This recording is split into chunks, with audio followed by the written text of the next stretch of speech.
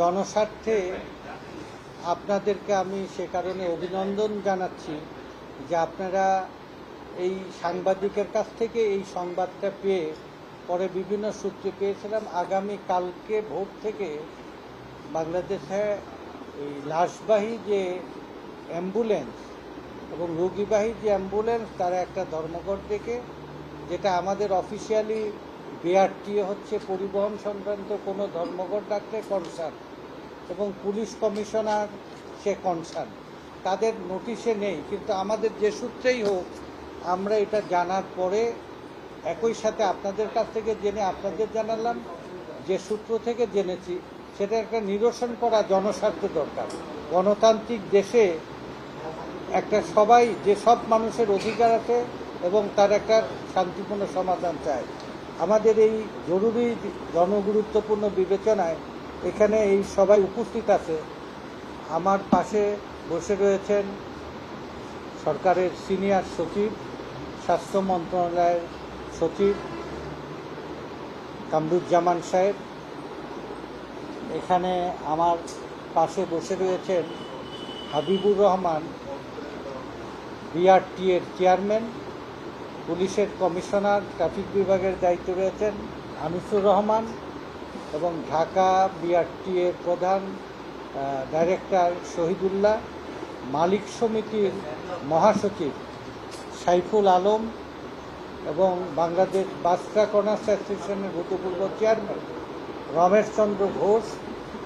আমাদের সাথে উপস্থিত রয়েছেন এমপি আরিফা সুলতানা রুমা এবং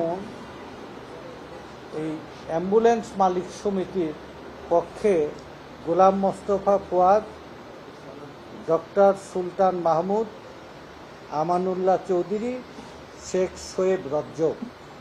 এরা 5 দফা দাবি সরকারের কাছে পেশ করছিল, যেগুলো যৌক্তিক অযৌক্তিক যেটাই হোক আমরা এটুকু করে আপনাদের পাঠ করে শোনাই।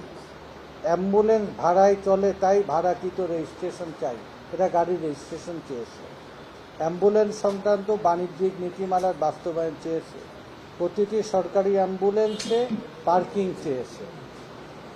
হাইকোর্টের রায়ের টোল ফ্রির একটা নিয়ম আছে, সেটা বাস্তবায়ন চেয়েছে।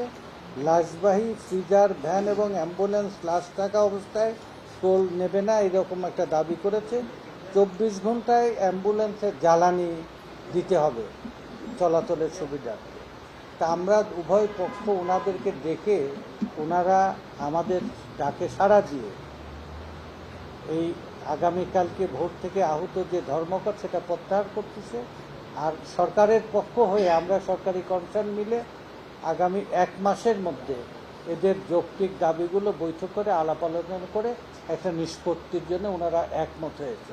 একমতের প্রেক্ষিতে আমরা একটা এই অচল অবস্থার শান্তিপূর্ণ নিরসনের জন্য যে সাংবাদিক ভাইরা আমাদেরকে খবরটা দিয়েছে এবং তার প্রেক্ষিতে যে কর্নার থেকে আমাদের খবরটা দিয়েছে, এই খবরটার জন্য একটা উত্তম সলিউশন করা সম্ভব হয়েছে।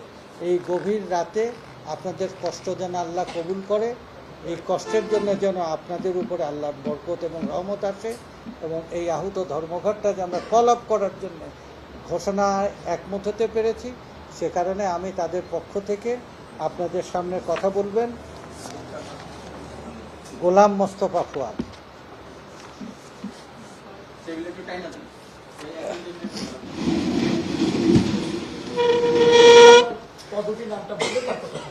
বিসমিল্লাহির রহমানির রহিম। আমি বাংলাদেশ অ্যাম্বুলেন্স মালিক কল্যাণ সমিতির প্রধান উপদেষ্টা মোহাম্মদ গোলাম মোস্তফা ফুয়াদ। আসলে আমরা দীর্ঘদিন অনেক মন্ত্রণালয়, বিআরটিতে এবং প্রশাসনের অনেক জায়গাতে দাঁড়ে দাঁড়ে ঘুরে আমরা কোথাও আসলে সমাধান পাইনি। আমরা প্রায় দীর্ঘ 9 থেকে 10 বছর আমাদের এই অ্যাম্বুলেন্সের দাবি নিয়ে দাঁড়ে দাঁড়ে ঘুরছিলাম। আমরা এর আগেও মানববন্ধন করেছি, ধর্মঘটের ডাক দিয়ে বিআরটির প্রতিশ্রুতিতে ধর্মঘট তুলে নিয়েছি। তো আজকে একটা সুন্দর এবং ভালো পরিবেশে সম্মানজনক জায়গায় বসে একটি সুন্দর আলোচনা হয়েছে। সেই আলোচনায় উপস্থিত ছিলেন আমাদের শিমুল বিশ্বাস ভাই এমপি, উনি উপস্থিত ছিলেন। এখানে সাইফুল ভাই উপস্থিত ছিলেন। এখানে বিআরটির চেয়ারম্যান সাহেব উপস্থিত ছিলেন, প্রশাসনের এবং স্বাস্থ্যের সবাই উপস্থিত ছিলেন। আসলে আমাদের অ্যাম্বুলেন্স খাতটা যেই ডিপার্টমেন্টের সাথে যুক্ত, ওই ডিপার্টমেন্টগুলোর প্রায় সবাই এখানে উপস্থিত ছিলেন।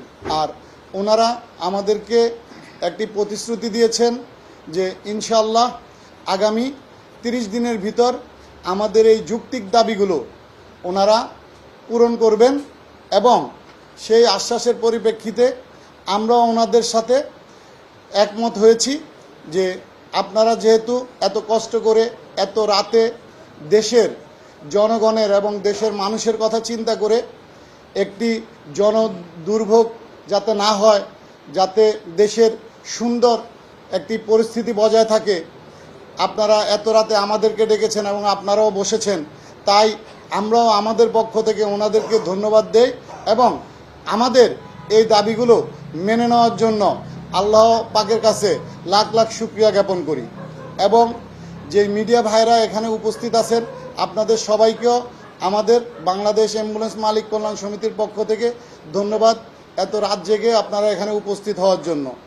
আপনাদের মাধ্যমে আমি সারা বাংলাদেশের আমাদের যে 12,500 অ্যাম্বুলেন্স মালিক এবং শ্রমিক ভাইরা আছেন, সকলের কাছে বিনীত অনুরোধ করছি, আগামীকালকের ধর্মঘট আমরা প্রত্যাহার করলাম এবং এই ঘোষণার পর আমি সকলের কাছে অনুরোধ করব, কেউ যাতে তাদের গাড়ি ঘোড়া কোথাও বন্ধ করে না রাখে, কোনো রুগী কোনো মৃত ব্যক্তি যাতে কষ্ট না পায়। আর তার সাথে সাথে সাংবাদিক ভাইদের উপস্থিতিতে এই সম্মানী ব্যক্তিদেরকে আবারও রিকোয়েস্ট করব, আমাদেরকে পূর্ব ন্যায় আর ঘুরায়েন না, আমাদেরকে 1 মাসের ভিতরে আমাদের এই ন্যায্য দাবিগুলো আপনারা সুরাহা করে আমাদেরকে বাধিত করবে।